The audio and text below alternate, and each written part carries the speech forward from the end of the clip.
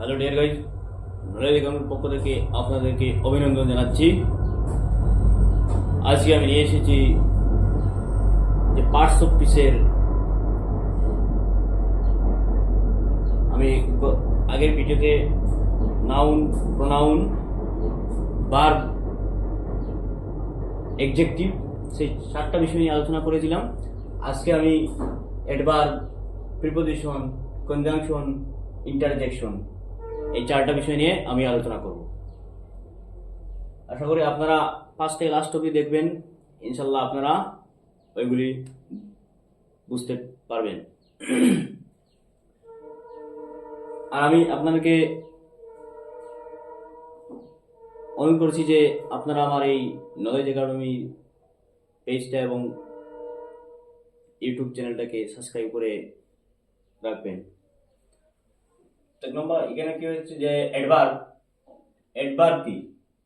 যে শব্দগুলি অ্যাডজেক্টিভ ও ভার্বের গুণ প্রকাশ করে বা অবস্থা বলে দেয় তাকে অ্যাডভার্ব বলে।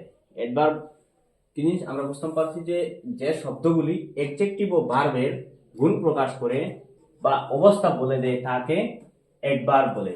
অ্যাডভার্ব অর্থাৎ এডি মানে এখানে অ্যাডজেক্টিভ প্লাস ভার্ব, আমরা এখন লিখব অ্যাডভার্ব।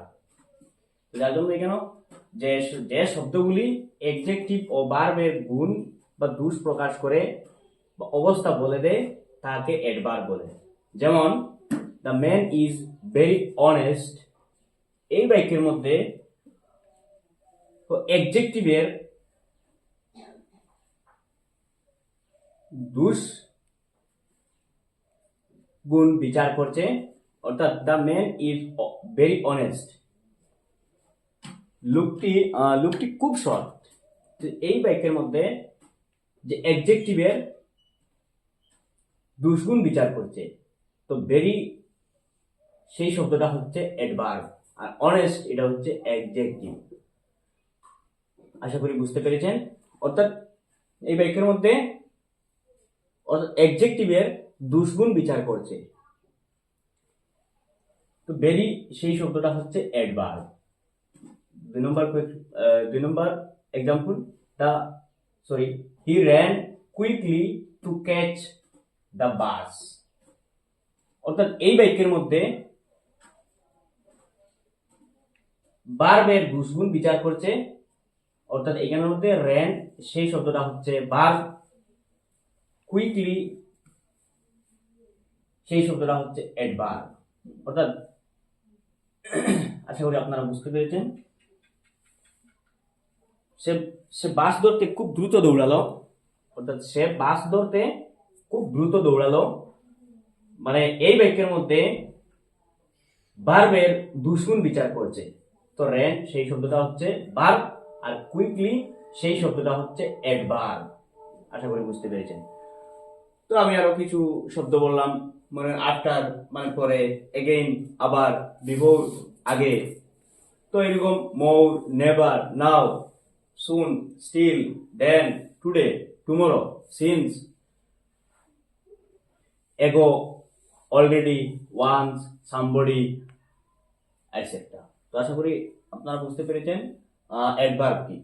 অর্থাৎ আমরা জানি যে শব্দগুলি অ্যাডজেক্টিভ ও ভার্বের দুষ্গুণ প্রকাশ করে বা অবস্থা বলে দেয় তাকে অ্যাডভার্ব বলে। নেক্সট প্রিপোজিশন দাও। যে শব্দ নাউন বা প্রোনাউন এর পূর্বে বসে ওই নাউন বা প্রোনাউনের সঙ্গে বাক্যের অন্য শব্দের সম্পর্ক বুঝিয়ে দেয় তাকে প্রিপোজিশন বলে। যে নাউন অর্থাৎ যে শব্দ নাউন বা প্রোনাউনের পূর্বে বসে ওই নাউন বা প্রোনাউনের সঙ্গে বাক্যের অন্য শব্দের সম্পর্ক করিয়ে দেয় তাকে আমরা প্রিপোজিশন বলি। For example, put the book, মনে করেন, অন দ্য টেবিল, অর্থাৎ বইটি টেবিলের উপরে রাখো। তো এই বাক্যের মধ্যে আমরা কি বলছি যে শব্দ নাউন বা প্রোনাউনের পূর্বে বসে ওই নাউন বা প্রোনাউনের সঙ্গে বাক্যে অন্য শব্দের সম্পর্ক করে দেয় তাকে প্রিপোজিশন বলে। এই বাক্যের মধ্যে অন হচ্ছে একটা প্রিপোজিশন। অন হচ্ছে প্রিপোজিশন। মনে করেন put the book on the table, বইটি টেবিলের উপরে রাখো। অন হচ্ছে একটা প্রিপোজিশন, অর্থাৎ বাক্যের অন্য শব্দের সঙ্গে সম্পর্ক বুঝিয়ে দিয়েছে। তো তাই আমরা বুঝতে পেরেছি যে অন একটা প্রিপোজিশন। 2 নম্বর question, they are waiting for the bus. They are waiting for the bus, সেই বাক্যের মধ্যে প্রিপোজিশন কোনটি? অর্থাৎ ফর। তো এখানের মধ্যে ফর হচ্ছে প্রিপোজিশন, অর্থাৎ বাক্যের অন্য শব্দের সঙ্গে সম্পর্ক বুঝিয়ে দিয়েছে, আমরা বুঝতে পেরেছি, অর্থাৎ ফর একটি preposition. Next example, the cat is sleeping under the chair. বিড়ালটি মানে চেয়ারের নিচে ঘুমাইতেছে। আন্ডার, এই বাক্যের মধ্যে আমরা আন্ডার, সেই শব্দটা প্রিপোজিশন। আশা করি আপনারা বুঝতে পেরেছেন। মনে করে in, on, into, to, at, by, এবং এই শব্দগুলো হচ্ছে প্রিপোজিশন বা এটসেট্রা, আর অনেক রয়েছে মানে ইত্যাদি। আশা করি আপনারা প্রিপোজিশন বুঝতে পেরেছেন। Next, conjunction. মানে কনজাংশন কি? যেসব ওয়ার্ড একাধিক শব্দ, অর্থাৎ যেসব ওয়ার্ড একাধিক শব্দ, যেসব ওয়ার্ড একাধিক শব্দ বাক্য বা ক্লজকে যুক্ত করে তাদের কনজাংশন বলে। আমি আবার বলছি, যেসব ওয়ার্ড একাধিক শব্দ বাক্য বা ক্লজকে যুক্ত করে তাদের কনজাংশন বলে। যেমন Babar and Rohit are two friends.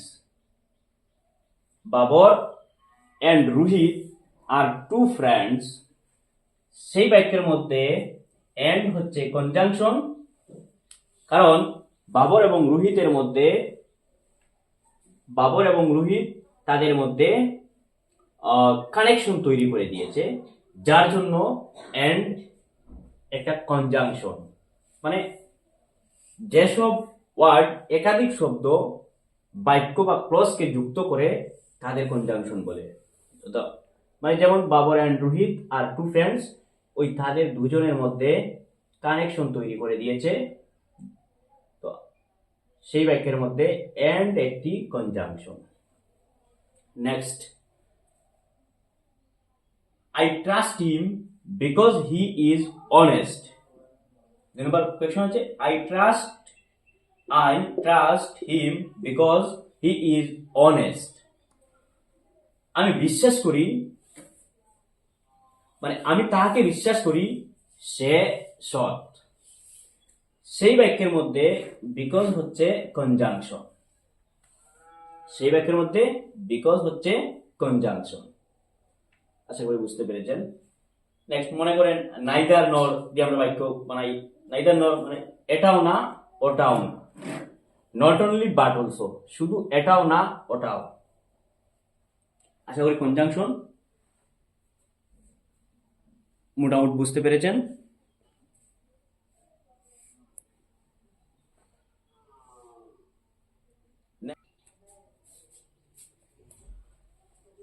Interjection,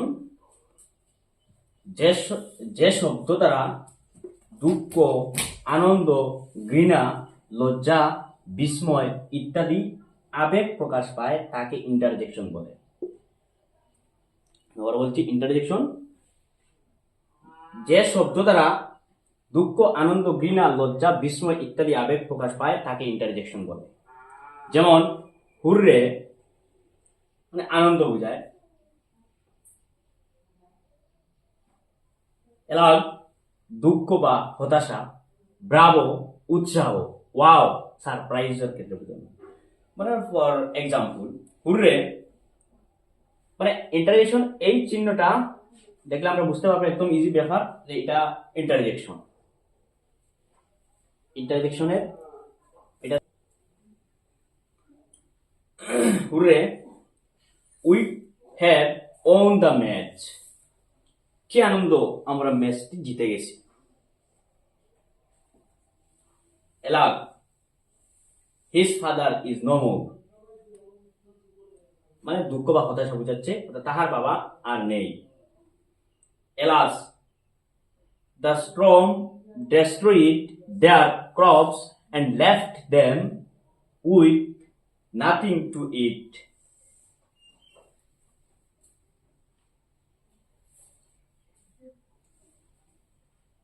তো ব্রাভো, ইউ প্লেড ওয়েল।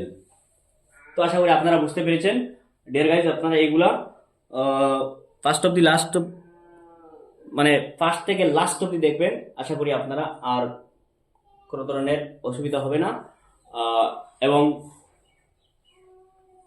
আপনারা এখানের মধ্যে মানে পুরাপুরি দেওয়া আছে, আপনারা বুঝতে পেরেছেন।